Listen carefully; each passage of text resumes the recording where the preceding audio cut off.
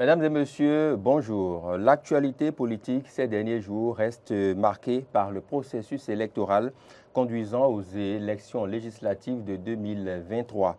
Le 8 janvier prochain, les Béninois iront donc aux urnes pour élire non pas 83, mais plutôt 109 députés désormais. La nuit du 2 novembre 2022 aura été longue pour les partis politiques lors de la clôture du dépôt des dossiers de candidature au niveau de la Commission électorale nationale autonome Sénat. Dans les états-majors des différents partis politiques, fortune diverse. Pendant que certains ont le sourire, d'autres par contre peinent à se tirer d'affaire. Dossier incomplet par endroits pour diverses raisons. Rencontre avec le directeur général des impôts, les appels à un probable compromis se font plus entendre. Face à ce processus et à l'étape actuelle, quels sont les enjeux et quel bilan peut-on en faire à mi-parcours? Voilà entre autres aspects à aborder avec mon invité. Oden Aladati, bonjour. Bonjour, cher ami, Merci. chers téléspectateurs, bonjour. Bonjour, il vous salue, merci d'être là. Merci, c'est un plaisir. Plaisir partagé. Je rappelle que vous êtes député de la 8e législature, celle finissante. Vous êtes président de la commission des lois à l'Assemblée nationale, membre de l'Union progressiste Le Renouveau. Exactement. Merci d'être là une fois encore. Plaisir. Alors, avant d'entrer dans le vif du sujet, Oden Aladati, je voudrais vous inviter, ainsi que nos téléspectateurs, à nous replonger un peu dans le film de cette soirée marathon au niveau de la Commission électorale nationale autonome. C'était le 2 novembre dernier. Parfait. Ensuite. Merci. C'est une soirée marathon qui s'ouvre avec le parti Union progressiste Le Renouveau. La délégation conduite par Christelle Hundonugbo est aperçue dans la pénombre. Échange convivial et explication du processus, tout y est. Oui, oui.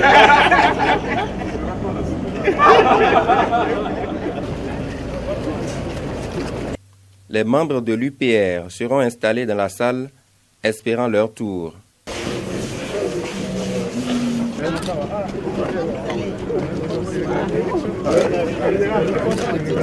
Le bloc républicain viendra quelques minutes plus tard avec sa délégation conduite par Abdoulaye Biotchane.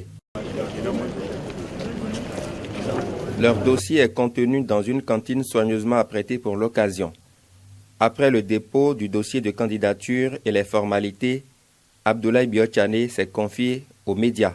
Je suis heureux donc d'être ici avec de nombreux camarades qui nous ont aidés donc à accomplir cette formalité. Les dossiers ont été déposés et bien rangés. Je veux me féliciter aussi du dispositif qui est mis en place par la Sénat. Et comme nous le voyons tous, c'est à la perfection. Je veux donc féliciter le président Sakalafia et ses autres collègues pour le travail qui a été fait à ce jour. Ensuite se succéderont respectivement dans les locaux de la Sénat les membres des partis Moël Bénin, les démocrates et le Mouvement populaire de libération. Les mêmes explications leur seront fournies en attendant leur tour avant le dépôt de leur dossier de candidature.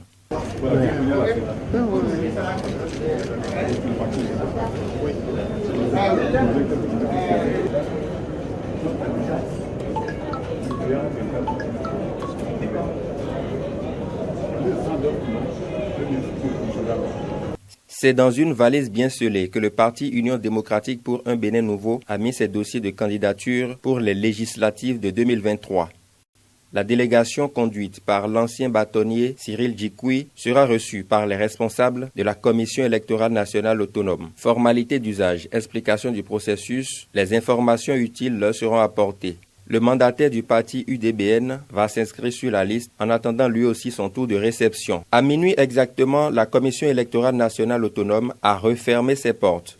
On retient de façon provisoire que 8 formations politiques auront déposé leur dossier. Foscori pour un Bénin émergent, Union progressiste Le Renouveau, Bloc républicain, Moël Bénin, Nouvelle Force nationale, les démocrates, le Mouvement populaire de libération, et l'Union démocratique pour un Bénin nouveau. Retour en plateau avec notre invité Orden Aladati. Je rappelle que vous êtes député à l'Assemblée nationale, mandature finissante. Justement.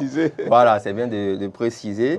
Ouais. Vous êtes candidat pour revenir à l'Assemblée nationale. Oui, je suis candidat suppléant du président du parti dans la 16e circonscription. Cotonou-Ouest. Tout à fait. On y reviendra tout à l'heure. Alors, vous avez suivi un peu ce film marathon des différentes formations politiques à la Sénat le 2 novembre dernier. Pourquoi toujours attendre les derniers moments, pratiquement les dernières heures, avant de venir déposer son dossier? Bon, je crois qu'on risque de l'avoir pendant longtemps, puisque ce n'est pas un simple dossier, dépôt de dossier. Qui dit élection dit aussi stratégie. Voilà, donc il veut dévoiler sa stratégie. Si l'adversaire sait que je suis suppléant à Cotonou, son comportement diffère de ce que ce soit M. Amoa qui soit titulaire à Cotonou. Ainsi de suite. Donc chacun se surveille, chacun affûte ses armes et puis va déposer sa liste pour qu'elle ne soit pas popularisée et divulguée avant. C'est une question de stratégie. Vous savez que des questions de stratégie, c'est des questions internes à chaque parti. Tout à fait. Et l'institution Sénat étant une institution publique, vous ne pouvez pas aller déposer un dossier et continuer à le garder sous boisseau. Et de toutes les façons, ce n'est pas pour rien que les délais sont prescrits. L'essentiel, c'est que les formations politiques soient dans les délais. Et la Sénat le sait si bien. Quand on est allé à la Sénat, le dispositif mis en place était de nature à accueillir chacun des partis en liste. Je crois qu'au niveau législatif, l'essentiel a été fait pour que ce ne soit pas ce dernier jour, ou soit à quelques minutes de minuit, que 100 ou 50 partis affluent vers la Sénat. Aujourd'hui, ce n'est plus le cas. Et la réforme suit son cours par là aussi. Voilà. Vous parliez tantôt des choix à l'interne du parti, justement. Abordons cet aspect. Quels ont été les critères qui ont prévalu au positionnement et au choix des uns et des autres, notamment au niveau de l'UP Le Renouveau? Bon, le président du parti, dans une de ses lettres hebdomadaires aux militants, l'a précisé sommairement. On ne saura jamais l'entièreté des critères parce que un parti, il est structuré, il y a des instances, il y a des comités qui sont mis en place et il y a des filtres. Donc, et puis après, au sommet de la hiérarchie, vous avez les mentors, vous avez les chefs. Qui apprécient un certain nombre de facteurs, mettent un certain nombre de mécanismes en place. Et c'est au terme de tout cela que ceux qui sont des généraux, ils disent voilà la troupe qu'il nous faut pour aller au combat et pour gagner. L'essentiel, c'est que ce soit des militants, que ce soit des militants loyaux, que ce soit des militants engagés. Et puis après, le reste, ça se fait. Après, il y a des questions beaucoup stratégiques de lieu de provenance de chacun, parce qu'une circonscription, c'est beaucoup de communes. C'est parfois beaucoup de groupes avec leur identité, que ce soit culturelle, ethnique et autres, dont il faut tenir compte. L'un dans l'autre, on a des responsables, il faut leur faire confiance. Et in fine, ce sont eux qui arbitrent lorsque les différents mots l'ont travaillé et que des propositions ont été faites. Voilà, c'est ce qui a été fait. Je ne peux pas dire plus. Je ne peux pas dire plus. Mais sur la question des femmes aussi. J'ai la chance d'être à un niveau de l'architecture du parti. Je sais que le présidium du parti a fait un travail préalable qui a été soumis à la direction exécutive nationale qui a opiné là-dessus. Il y a eu des amendements, il y a des retouches. Et puis après, ce travail-là a été soumis au bureau politique du parti qui a aussi opiné. Et jusqu'au dernier moment, il y a eu des aménagements aussi. Et puis, à la fin, les chefs ont arbitré et puis la liste est sortie. Voilà ce que je puis dire. D'accord. L'aspect concernant les femmes nous intéresse puisqu'on en aura tout au moins 24 dès le 8 janvier prochain au Parlement. Quelle portion avez-vous réservée aux femmes? au niveau de l'Union progressiste, le renouveau? Bon, nos statuts disent que dans nos instances, il faut faire l'effort de viser 30%. L'un dans l'autre, avec les 24 sièges, nous pensons consolider. C'est ce que nous ambitionnons, n'est-ce pas? Assurer et confirmer notre place de leader. Ça devrait nous y aider déjà dans la proportion de femmes que nous allons engranger après. Et puis après, on a fait l'effort, et le parti a fait l'effort là où c'était possible, de positionner déjà des femmes en position éligible sur les positions classiques que nous connaissons. Nous allons à un combat et petit à petit, je crois que cette proportion-là ira grandissante et c'est les stratégies au niveau du parti, au niveau de nos structures de base, telles que conçues. Puisque pour la petite histoire, le parti n'est pas encore parvenu depuis sa création à mettre en place cette structure de base jusqu'au sommet. La Ligue des femmes, par exemple, n'est pas encore mise en place. Et dans notre plan stratégique, dès le lendemain du 8 janvier, ces instances-là et ces structures devraient être mises en place. En ce moment, on aura vraiment la vraie vie partisane, on saura qui est qui, et ces questions-là devrait être réglé avec plus de parcimonie au profit des femmes. Tout à fait. Est-ce que ce ne sera pas tard? Non, pas tard, c'est un processus. Nous sommes un parti, il est né pour vivre, c'est pas, quand vous voulez créer une association, parfois on met un millénaire. Le parti, il est créé pour un millénaire, le parti étant une association. Non, non, non, petit à petit, l'oiseau fera son nid. Et nous avons une politique active au profit des femmes. Au niveau des positionnements, on en a tenu compte autant qu'on a pu. J'avoue, ce n'est pas encore cela, mais ça ira grandissant. Et la politique même de notre parti, et c'est écrit blanc sur noir, la proportion de femmes qu'il faut viser à travers toutes nos instances, y compris la représentativité de l'Union progressiste au sein de l'institution parlementaire. D'accord. Alors, vous, personnellement, vous êtes suppléant, chose presque rare, inhabituelle, on a envie de dire. Rare, comment? Oui, Oden Aladati, suppléant sur une liste. Mais ce n'est pas la première fois que je suis suppléant. Mais ce n'est pas toutes les fois que ça arrive aussi. Non, mais c'est à titre de suppléant que j'ai franchi le seuil de l'Assemblée nationale la première fois. Oui. Lors de la 7e législature, c'est-à-dire que les élections législatives de 2015, le président Talon n'était pas encore au pouvoir. Je suis suppléant du président Diogbenou, déjà. Et puis voilà. Donc, après son entrée au gouvernement, je suis allé au Parlement.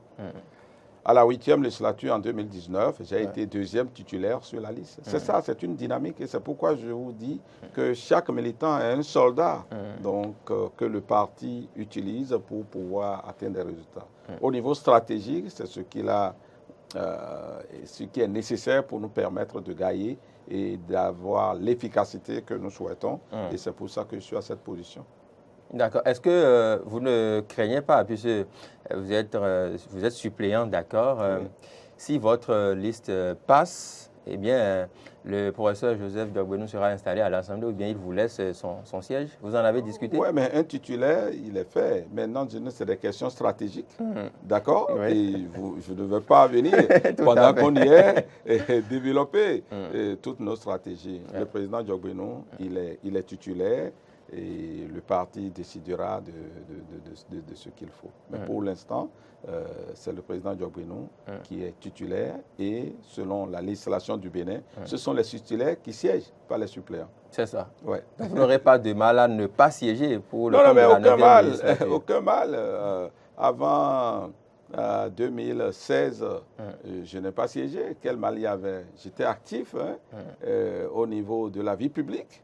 Et vous m'avez vu actif depuis 30 ans. Je n'étais pas député.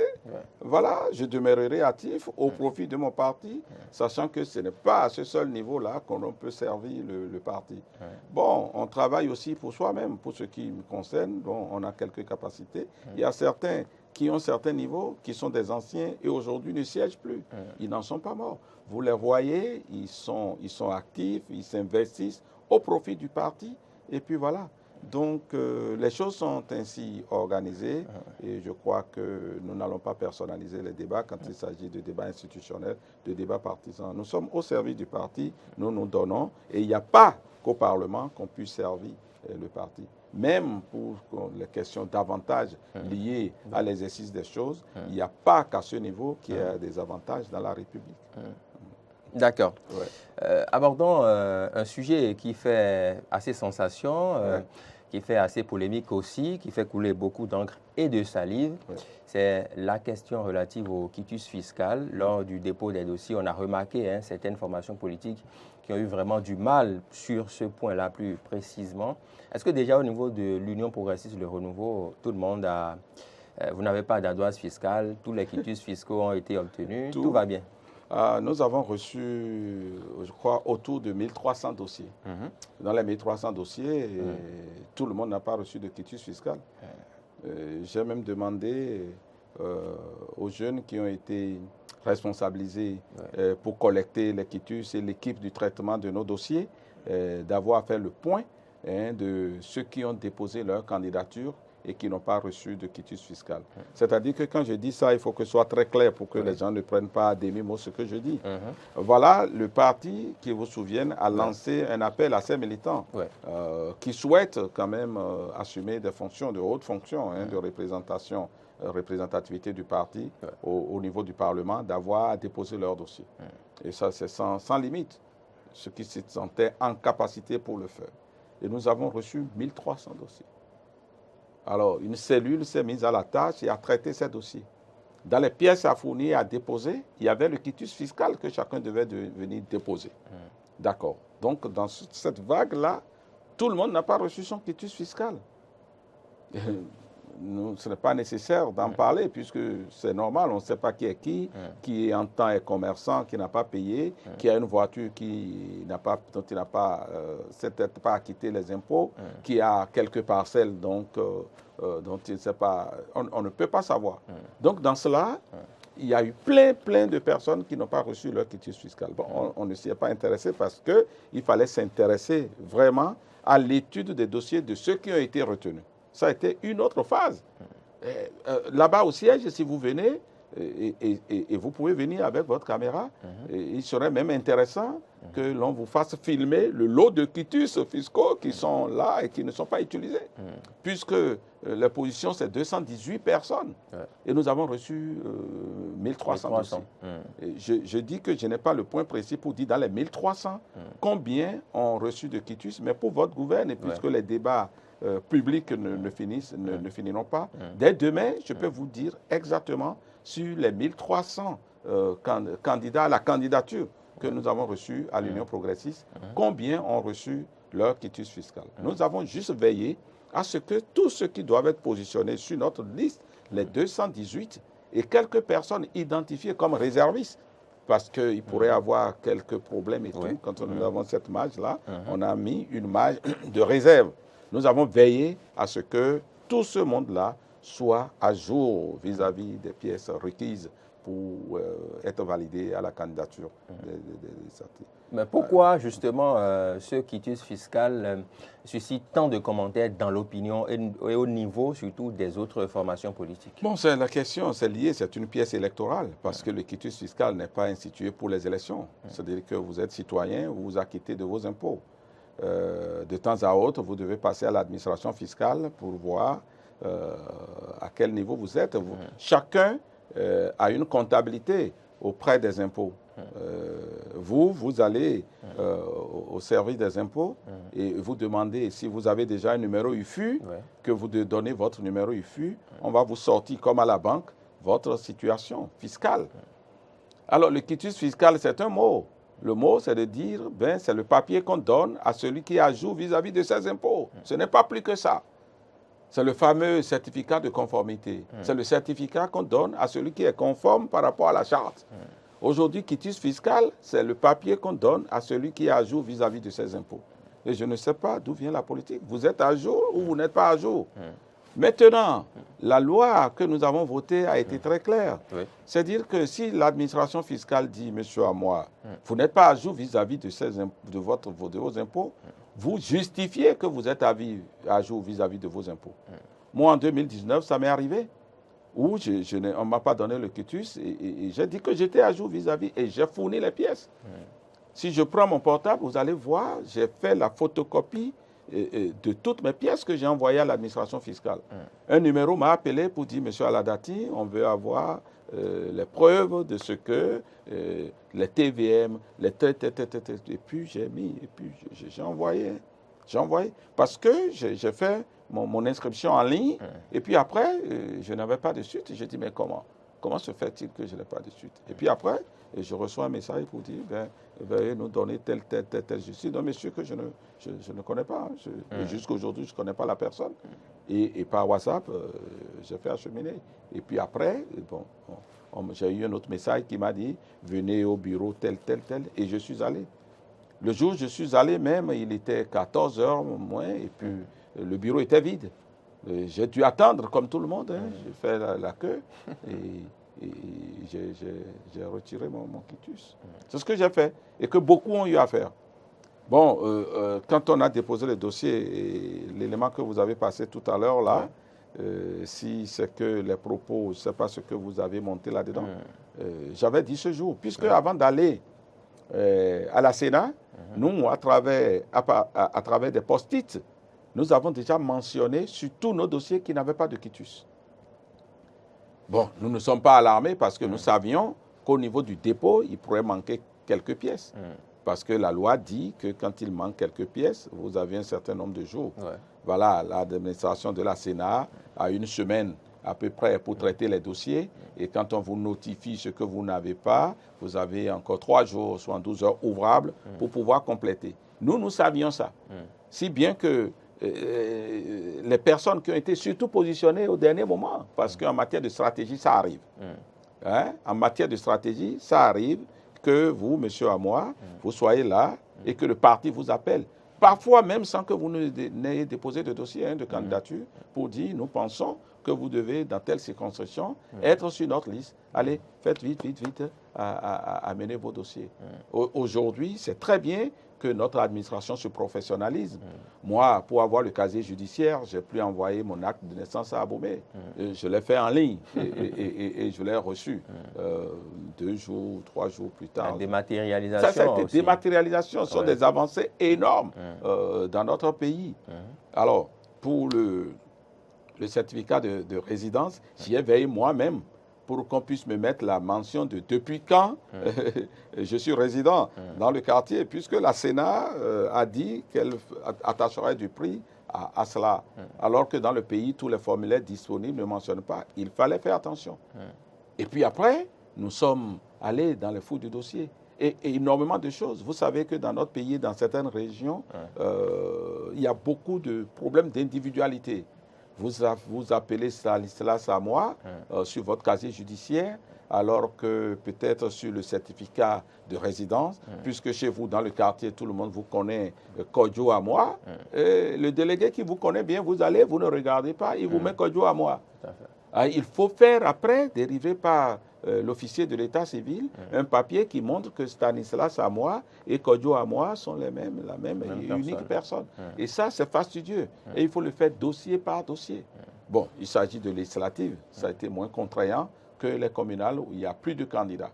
Nous sommes habitués à cet exercice. C'est pour ça qu'à travers des filtres, nous avons corrigé, recorrigé. Et le soir du 2, nous-mêmes sur les dossiers, nous avons mis des équipes pour dire, bon, ce casier judiciaire, nous n'avons pas encore reçu. Une trentaine. Dans la trentaine, je peux vous dire que ce n'est pas parce que les gens, globalement, n'en avaient pas. Il y en a beaucoup qui l'avaient, mais qui ne sont pas venus retirer. Ils sont dans le fond nord et ils reçoivent un papier, peut-être la veille, où on leur dit, allez, votre quitus fiscal est prêt, venez au bureau, mais ils n'ont pas pu descendre. Nous, on leur dit, bon, ne vous précipitez pas pour un voyage de nuit. Nous allons déposer les dossiers, mais vous voulez descendre, descendez quand même pour venir prendre. Ce qui a fait que dès le lendemain du dépôt de nos dossiers, on a commencé par collecter. Et le jour où on nous a fait les notifications, c'est même ce jour où on s'est rendu à la Sénat. Les notifications, quant au fond, ce n'est pas grande chose. On nous a notifié à peine 2 ou 3 choses. Je sais qu'il y a un certificat d'individualité qui n'existait pas, un certificat de résidence, je crois. Globalement, c'est ce que nous a reproché, à part la question de quitus fiscal qui manquait au dossier. Et jusqu'à l'heure où je vous parle, la Sénat, quoi qu'on ait été parmi les premiers à aller compléter nos dossiers, et la Sénat ne nous a pas donné. On aurait pu jaser aussi. On aurait pu dire que c'est ça aussi. Et moi, les militants m'appellent pour dire, mais vous avez dit que tout est clean. Non, mais qu'est-ce qui se passe? Mais pourquoi n'avoir pas réagi, justement? Pour dire quoi? Ils sont dans leur rôle, ils n'ont qu'à y aller. On a dit qu'ils ont 72 heures pour nous dire que c'est sûr. Nous, on est confiants, donc je ne veux pas parler fond sur le plateau. Non, mais, nos dossiers sont propres. Depuis le soir du 2, je vous ai dit que nous, on avait un dossier propre. Les dossiers dans lesquels il n'y avait pas de quitus, on le savait. Après, vous avez reçu des dernières pièces. Dans toutes ces pièces-là, il est arrivé un dossier qui a créé un problème d'individualité que nous avons corrigé très vite et que nous sommes allés déposer. Voilà ce que chacun devrait faire. Et pour la question du quitus fiscal, on savait. Surtout que la loi n'impacte pas les impôts en cours de 2022. Voilà. Et que la loi n'impacte pas les impôts de 2022, on aurait pu, bien avant et en dehors de toute question électorale, en bon citoyen, s'acquitter de ces impôts. Bon, c'est vrai qu'il y a dans chacun une petite part de négligence. Moi, par exemple, je vais de temps à autre demander ma situation fiscale, mais je remarque que ce n'est pas lié aux élections. Quand je vais demander, parfois le délai est dépassé et on me fait payer des pénalités. C'est-à-dire que la somme que vous payez, c'est-à-dire que si vous mettez un mécanisme de suivi de vos impôts en place, vous paierez beaucoup moins. Puisque quand vient le délai, l'administration fiscale vous met des pénalités. Et moi, je le sais, et ce qui a fait que j'ai mis un système en place qui fait que je contrôle pour ne pas payer des frais indus. Mais malgré cela, bon, on ne respecte pas toujours les délais qu'on sort, ça arrive. Et puis voilà. Mais justement, dans le cas de ces personnalités politiques qui, aujourd'hui, ont leur ardoise fiscale, ce n'est pas encore apuré et qui crient quand même au secours. On parle quand même de plus d'1,5 milliard. Pour prendre l'exemple du parti Les Démocrates, on a appris aussi que dans la foulée, lundi dernier, ils ont été rencontrer le directeur général des impôts pour échanger un peu avec lui. Est-ce que vous entrevoyez une issue favorable à leur situation et partant à la situation de toutes les personnes? Non, moi je ne connais pas le problème, c'est vous qui le dites. Moi, je n'ai pas vu les responsables des démocrates dire que nous avons tel problème. C'est-à-dire que c'est ça le début de tout. Je dis de dire de façon officielle que tel de nos candidats n'est pas à jour vis-à-vis du fisc. Ce que moi j'entends dans les médias, c'est qu'il y a exclusion. J'entends que l'administration fiscale fait du 2 poids, 2 mesures. C'est ce que j'entends. Oui, mais ce que vous dites, c'est autre chose. Vous dites autre chose. Mais c'est suite à ça qu'ils ont été... non, c'est deux choses. C'est-à-dire que s'il y a un problème matériel qui se pose, non, on peut aller voir le directeur des impôts parce qu'indûment, on a privé quelqu'un d'attestation fiscale. On peut aussi le voir pour dire, oui, évidemment, nous reconnaissons que nous ne sommes pas à jour, que tel candidat n'est pas à jour, qu'est-ce qu'on fait? Ça, c'est possible. Mais ça, c'est pour ce qui concerne le fisc. Mais pour ce qui concerne le processus électoral, le problème est tout autre. Le président, le directeur des impôts va dire ce qu'il veut.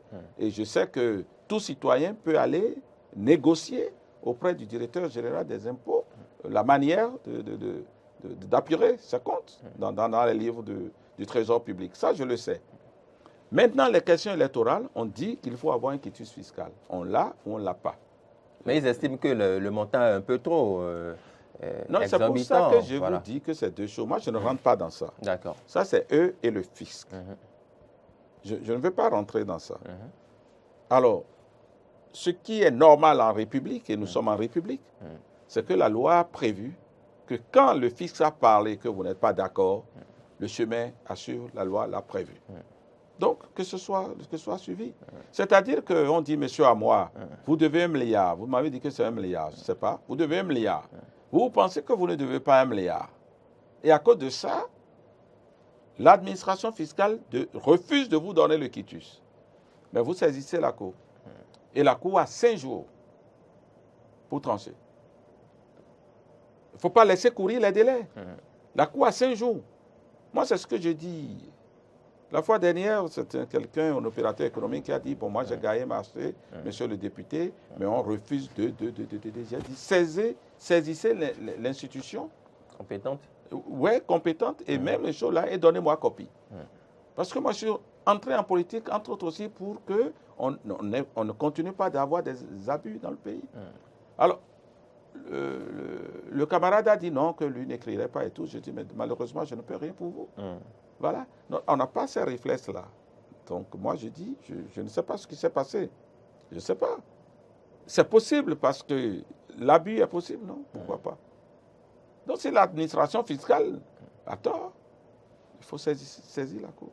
Et je crois qu'au niveau de la loi, et on pourrait, moi, ça me tente de pouvoir indiquer à ceux qui auront la charge et la chance d'assumer encore cette haute charge, fonction pour l'État au Parlement, que l'on puisse dire à l'avenir que par rapport à ces matières, si quelqu'un conteste sa dette fiscale, qu'on publie ses comptes. Aujourd'hui, l'administration fiscale, je ne sais même pas d'où vous tirez.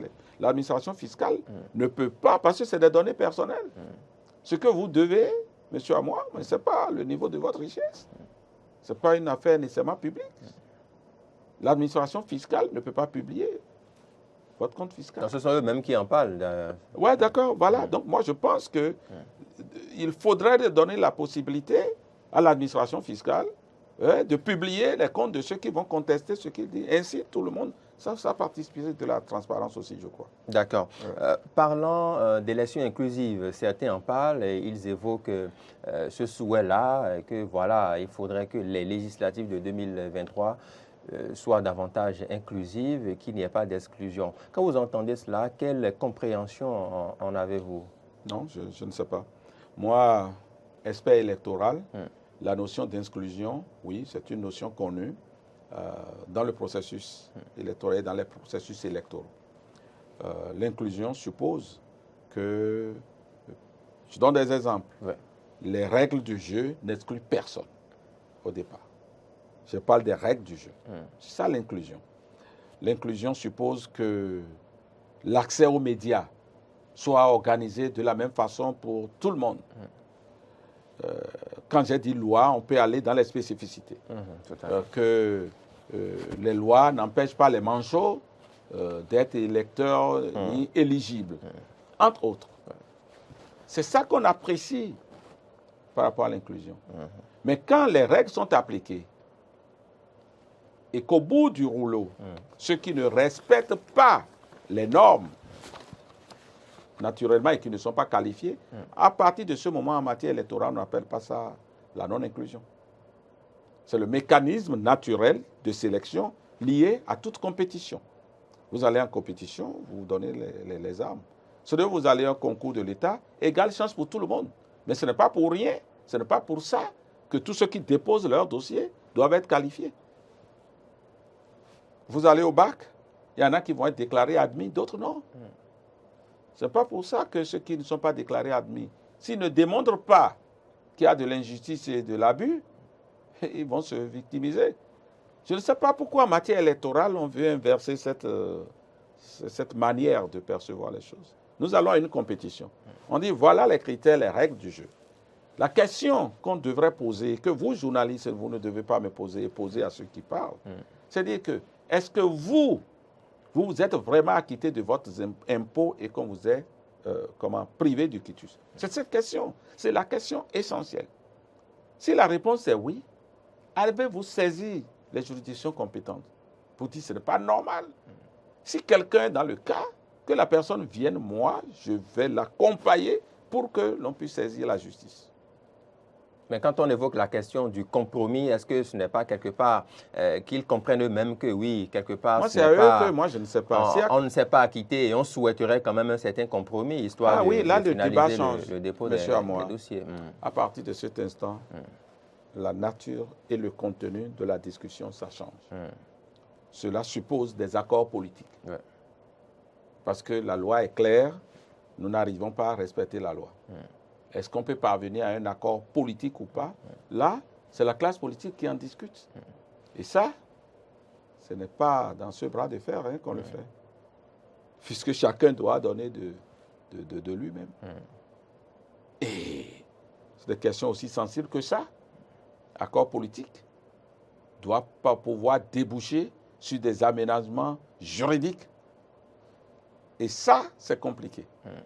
C'est compliqué. À moins que les règles aussi disent la porte de sortie. Tout le monde se met d'accord et nous sommes à un mois, si c'est possible. Si ce débat-là vient de cette façon, c'est un débat qui devrait remonter jusqu'à l'Assemblée nationale, à mon avis. Et rien n'est exclu. Mais est-ce que l'Assemblée nationale, en l'état actuel, les choses sont pratiquement à leur terme? Vous avez encore la possibilité mais on va voter le budget. De vous réunir. Nous avons voté le budget. On se réunit, on est en session. Oui, mais c'est par rapport au budget. Non, n'eût été votre invitation, on serait au Parlement. Et ma commission, qui est la commission des lois, s'est réunie hier malgré l'étude du budget. Parce que la République ne s'arrête pas. Et les institutions ne s'arrêtent pas. Le Parlement ne s'arrête pas. Ce Parlement travaillera jusqu'à passer la main à la 9e législature. Donc, tous les débats sont encore possibles. L'essentiel, c'est qu'on n'embrouille pas l'opinion. Moi, je dis, les problèmes n'ont qu'à être posés de façon très claire. Et puis, après, on appréciera. On appréciera. Sans faire du deux poids, deux mesures. Tout à fait. Sans faire du deux poids, deux mesures. Est-ce que vous, personnellement, en tant que candidat, en tant que membre de l'Union progressiste de renouveau, vous ne redoutez pas le spectre des événements de 2019? Moi, je crois que c'était des événements conjugués au passé. Mais qui sont encore dans les mémoires. De 2019, on nous a sollicité au Parlement pour accorder à ceux qui ont été mêlés ou non dans ces opérations, à leur profit, une loi d'amnistie. C'était dit à travers la loi d'amnistie que plus jamais ça. Malheureusement, ça a continué un peu en 2020 et 2021. Et vous dites que nous pourrons toujours l'avoir en 2023 et par rapport à quoi? Et c'est pour ça que très tôt et depuis, par rapport à un certain nombre de préoccupations, de prétentions, j'ai toujours dit aux amis de la presse et autres que la question essentielle, c'est de savoir, ce n'est pas à la fin, qu'est-ce qui est dans le processus et qui crée problème. C'est une loi connue de tous, applicable à tous. Dès lors que c'est comme ça, ceux qui, et je ne le souhaite pas, alors, au terme, s'il y en avait, qui seraient disqualifiés, au nom de quoi ils vont prendre les armes? Ce n'est pas ça la démocratie. Donc je ne crains pas ça. Et nous sommes en République, un État de droit, je ne crains pas ça. Et c'est la faute aussi de l'opinion. Ce n'est pas à moi que vous devez poser cette question. Les règles du jeu sont connues. Toutes les questions que vous me posez, quitus fiscal, moi je vous ai dit ce que moi j'ai fait et nous me en sommes. Et puis vous croyez que la responsabilité doit incomber à ceux qui font tout pour rester dans la légalité, dans la République. Si l'opinion perçoit les choses comme ça, nous allons toujours faire les choses en travers. Nous allons continuer à organiser donc les concours frauduleux. Pourquoi donc moi vous dites que moi je suis mouvancier et que moi mes militants qui n'ont pas d'emploi, je ne peux pas leur donner de l'emploi dans la fonction publique tant qu'ils n'ont pas été déclarés admis au concours. Je ne peux pas. Et je leur dis au quotidien, certains ne sont pas d'accord. Mais pourquoi vous voulez que ce soit ainsi? Donc ce que vous dites là, vous devez refaire les débats quand on va faire des concours d'entrée dans les trucs là. Ceux qui ne seront pas déclarés admis, venez négocier pour qu'on les mette tous dans la fonction publique. Les sociétés privées qui veulent recruter du personnel, ils organisent des textes. Ceux qui ne seront pas déclarés admis, venez sur les plateaux dire que ce n'est pas normal, c'est de l'exclusion, et que tous là, ils soient recrutés. Si c'est ça la cité que nous voulons construire, bon, mais je crois que ça ne nous amènerait nulle part. Nous sommes des gens responsables. Je pense que nous n'allons pas prôner cela, et vous le savez bien. On ne va pas faire de la fixation sur ça. Ouais, c'est une situation, je crois que nous avons encore la journée d'aujourd'hui. Je crois que ceux qui ont des problèmes ont pris les dispositions pour s'acquitter de leurs dettes. Je crois, pour que la compétition... Je souhaite, alors ce que vous dites inclusion, je ne souhaite pas, je souhaite que tous les partis, y compris les partis d'opposition, soient qualifiés pour que la compétition soit plus féroce. Est-ce que vous souhaitez vraiment la compétition? Comment je ne souhaite pas la compétition? Comment on ne souhaite pas la compétition? Certaines personnes estiment que les partis de la mouvance ou qui quoi, soutiennent c'est pas certain. Vous en dites quoi? En quoi faisant? Du chef de l'État. Non, moi je ne suis qu'un relais du peuple. Non, mais vous, là, vous pensez quoi? Honorable. Si on ne souhaite pas... Ce que je pense n'est pas le plus important, mais je suis le relais du peuple et donc quelque part... Non, vous n'êtes le relais d'aucun peuple. Moi, le peuple que j'écoute dit... le peuple dit... Vous représentez le peuple, moi j'en suis le relais ici. Oui, mais donc, écoutez, vous relayez... attendez. Non, le peuple dit... que les règles du jeu soient ouvertes pour tous. En 2019, effectivement, une partie du peuple avait cru que les choses étaient faites pour exclure un certain nombre de personnes. Puisque c'est des réformes, ça a surpris un certain nombre de nos compatriotes. Ils disent, mais comment? Mais depuis lors, les textes n'ont pas bougé. Et tout le monde a eu le temps d'intérioriser les textes. Donc, ce n'est même plus la même nature du débat quand vous parlez du peuple. Aujourd'hui, les gens sont compris. OK?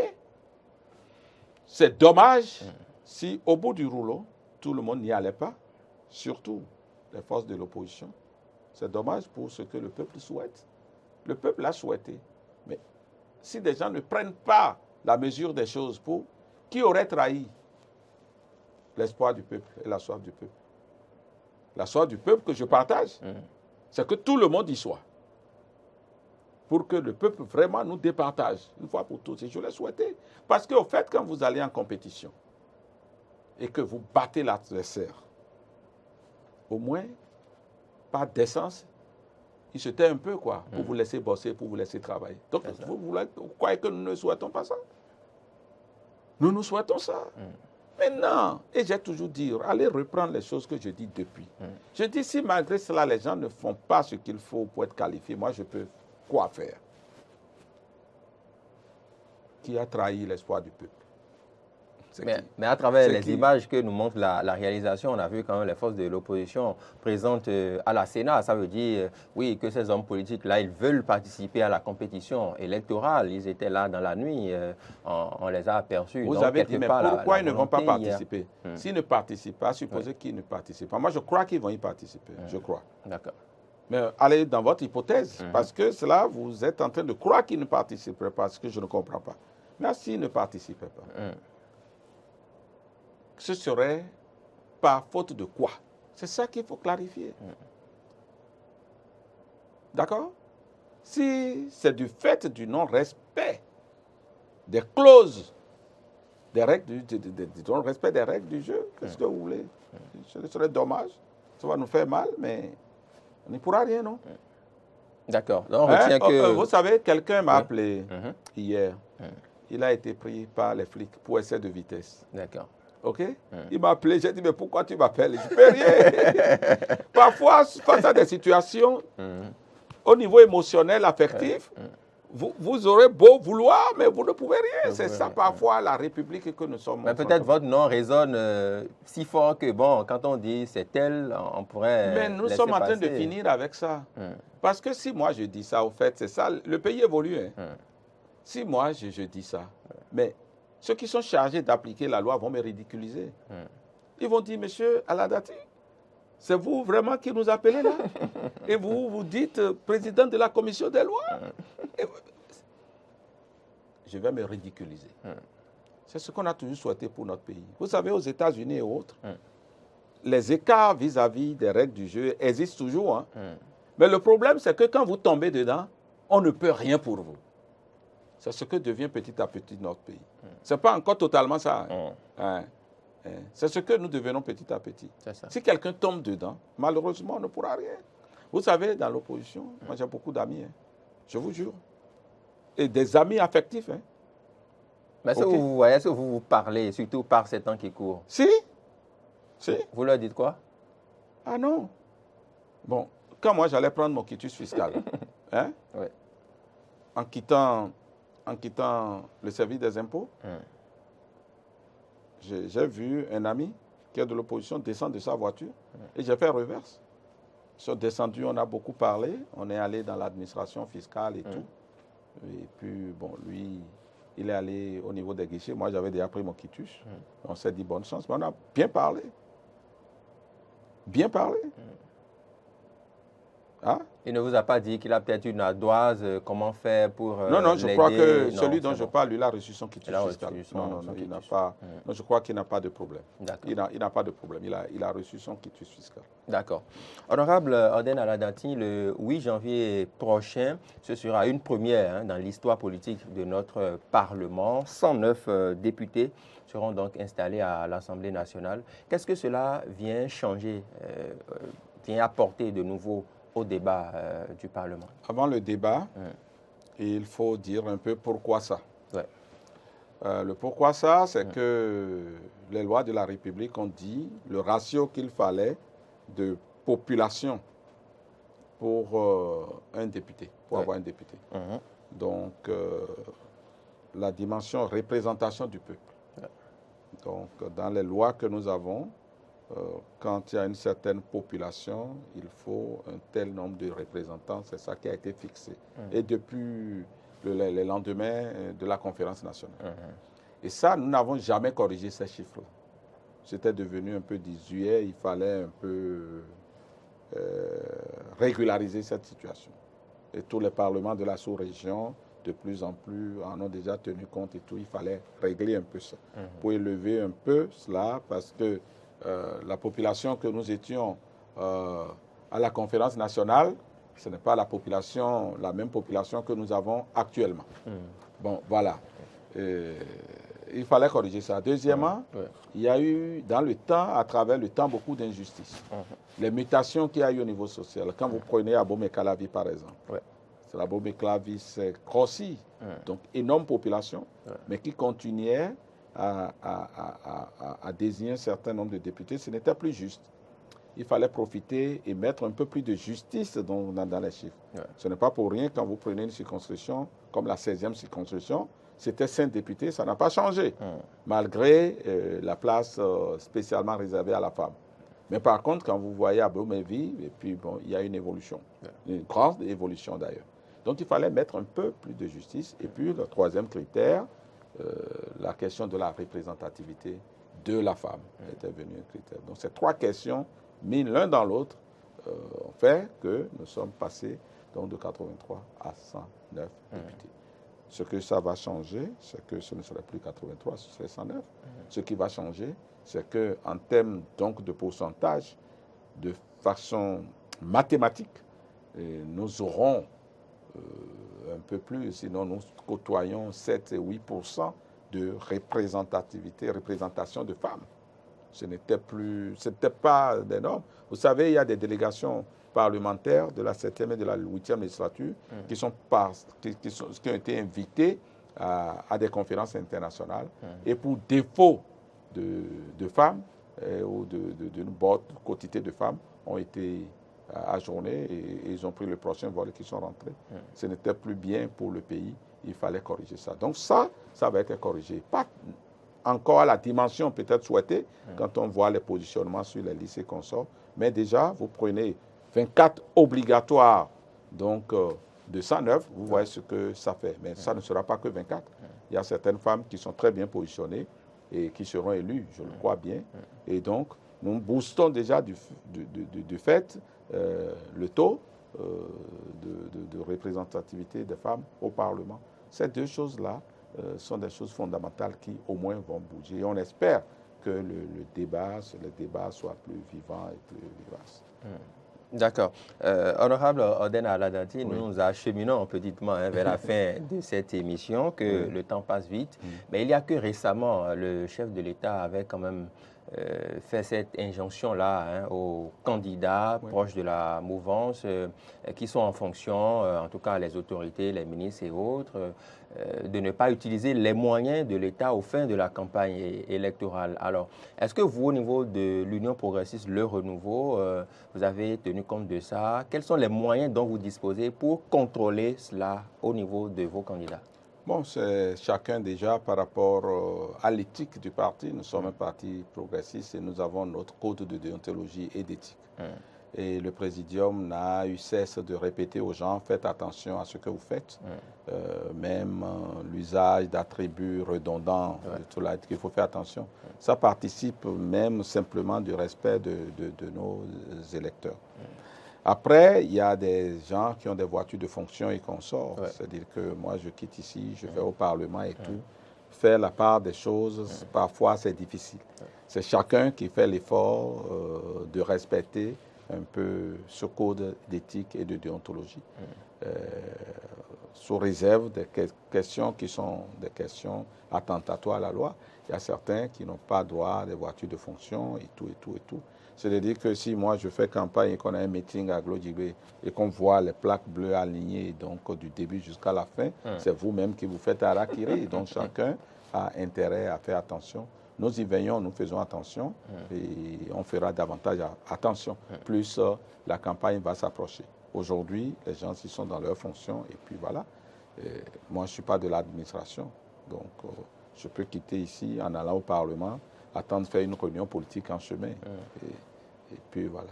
Mais on fait attention de les meetings et puis tout ça, chacun fait attention avec les moyens de l'État. Et nous nous autocontrôlons. On peut dire après, il faut faire attention à ceci. Parce que personne n'a envie de tomber sous le coup de la loi, au fait. Voilà. Donc c'est une quête. Nous n'y parvenons pas tout le temps, mais on fait l'effort. Et petit à petit, les règles du jeu seront affichées. Seront respectées. D'accord.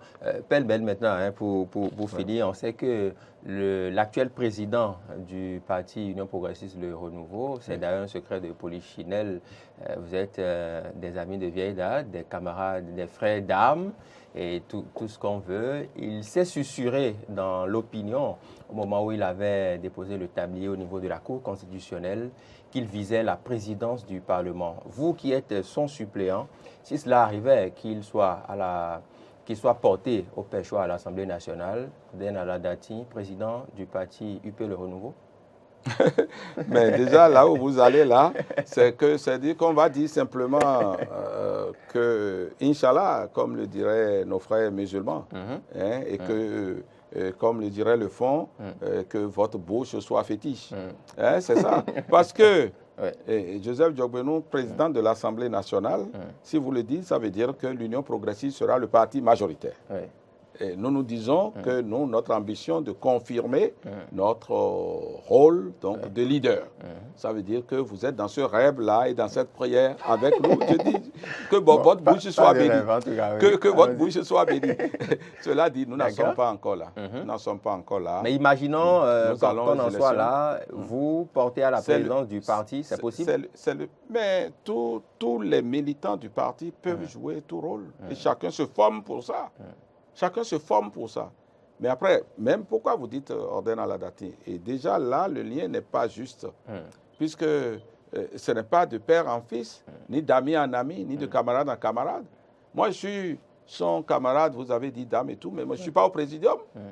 Mais ça ne vous étonne pas, mais c'est 3 personnes au présidium. Si ce que vous dites était si vrai, ben j'aurais été dans l'actuel présidium. Non, mais je ne suis pas au présidium. Je ne suis pas au présidium. Vous comprenez? On peut imaginer que le président Diogbenou n'est pas là. Nous avons une deuxième vice-présidente. On peut dire, bon, est-ce que la première vice-présidente du Bénin va être le président du parti? Encore que rien ne l'empêche. Notre code, c'est les partis qui dirigent le pays. Nous sommes un peu avec le président Patrice Talon dans une transition. Après, ces choses-là ne vont plus nous déranger. Donc, ce n'est pas exclu. Après, il y a le deuxième vice-président, M. Benochi, un ami, un camarade aussi, qui est là. Et tout ce monde-là, ils peuvent diriger le parti. Et d'autres, nous avons des ministres, nous avons des députés, nous avons des personnes qui ne sont ni ministres, ni députés, maires et consorts que vous connaissez. Vous voyez leur envergure. Donc, on a du vivier. on a du vivier et on a du personnel politique, et vous le savez. D'accord. Honorable, un mot pour finir. Qu'avez-vous à dire à toutes les personnes qui nous suivent? Moi, je voudrais dire aux Béninois qu'on soit serein. Mon souhait, c'est que tous ceux qui sont en capacité vraiment puissent participer aux élections. On a toujours traîné des quiproquos. Il faut qu'on arrête et qu'on aille en compétition et que le meilleur puisse totalement gagner. Je crois que la Sénat a encore quelques heures pour traiter les dossiers. Ma prière, c'est que ceux d'entre nous qui ont encore des difficultés puissent le faire. Parce que notre souhait, c'est de battre les autres sur le terrain. Se battre le terrain. Et avoir certains, peut-être, exprès jeter l'éponge ne nous plaît pas, nous. Cela dit que force reste à la loi. C'est ça qui va renforcer notre démocratie. La question sensible des quitus fiscaux, nos populations, on a vu comment ils ont réagi face à l'institution. Tout le monde, moi, je n'ai pas vu de Béninois. Ce qui a fait que, dans le temps, certains ont d'ailleurs ravalé leur monsieur par rapport à cela, que les Béninois ont dit celui qui veut aspirer à aller au Parlement doit être quitte vis-à-vis de ses impôts. Moi, je le souhaite que cela soit ainsi. Maintenant, si quelqu'un se sent abusé, que la route de la Cour constitutionnelle soit ouverte, la Cour a 5 jours pour trancher, et que vraiment la compétition ait lieu par rapport à tout le monde. C'est ce que je souhaite. Mais je dis la compétition dans le respect des règles du jeu. C'est ce que je voudrais dire. J'invite les populations, ce moment-là, à sortir. Je ne vais pas dire pour qui ils vont voter. Ce n'est pas votre plateau, ne peut pas dire. Au moins, c'est un travail militant et citoyen d'aller voter. Donc, le moment venu, d'aller le faire. Ils sont sortis nombreux pour aller s'inscrire sur le RAVIP, ce qui a fait qu'ils sont dans la liste électorale. Et quand ça a été affiché, beaucoup ont été contrôlés leur place. C'est le moment de sortir et de faire une élection non violente. Je voudrais inviter tout le monde à cela. C'est de notre pays qu'il est question. Dans la sous-région, ce qui se passe n'est pas reluisant, ce n'est pas bon. Nous avons d'énormes problèmes de développement. Le gouvernement fait ce qu'il peut.